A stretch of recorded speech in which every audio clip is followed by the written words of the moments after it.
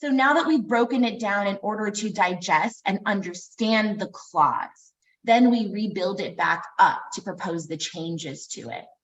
And when we're rebuilding, we want to try to avoid the distractions, because when we're negotiating complex clauses, we want to keep ourselves and the counterparty focused on the important changes. So things like match the defined terms that are already in the template. Try to use the style and the structure and the numbering system that's already in the template. Don't try to change too much. Try to change the important things. Also, another tip that I have, which is from contract redlining etiquette, is don't just request or demand a change, like leaving a comment that says this clause should be mutual, or a comment that says this limitation liability cap is too low. Give specific direction in the proposed language for how you want that clause to read.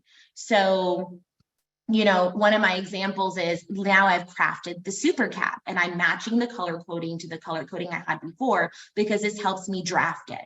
And I'm using the same defined terms. I'm using supplier, I'm using affiliate. I'm not suddenly changing it to vendor, just because maybe in my template, maybe it had a different defined term. So you need to actually fit it in like a puzzle piece to make sure it's matching. And then I like to use explanatory comments to explain the reason for my changes and really break down why I'm proposing these changes. This is wonderful. Explanatory comments and context is the way to go, frankly.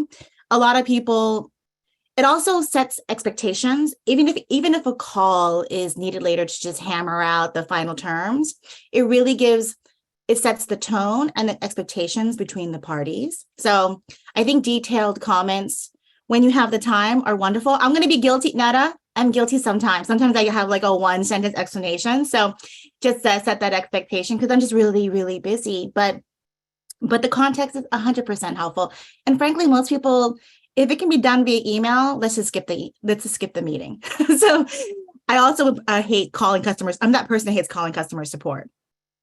Guilty.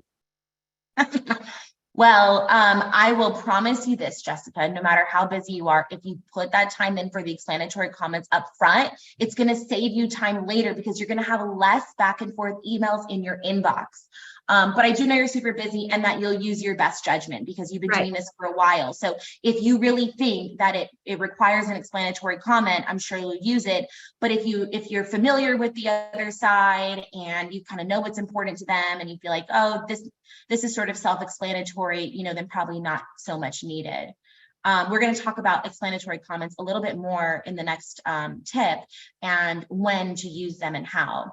Before we go there, I want to give you guys some resources when it comes to understanding complex clauses from more of the contracts law and contract drafting side. Now, we don't have time in this presentation today to go through each of the complex clauses, what they mean, how to draft them, and everything like that. This is more about negotiation, but we have some great resources for you on each of the top complex clauses that you guys voted on in the LinkedIn post. So for limitation liability clause, we got a guide for you. For indemnification, there's how to contracts upcoming indemnification webinar day. So, we're going to send the links for all of these. For data privacy, Jessica just did a DPA teardown webinar, and you guys get a free link to that. And then the World CC just published a new guide for SaaS agreements.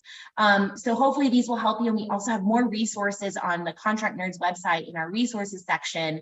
So I can't stress enough that understanding contract law and contract drafting principles is absolutely necessary to be able to master complex clauses. And so are negotiation and redlining skills. And we're going to focus more on negotiation and redlining skills. So these will come in the chats, and they'll be in the materials that will be emailed to you later today.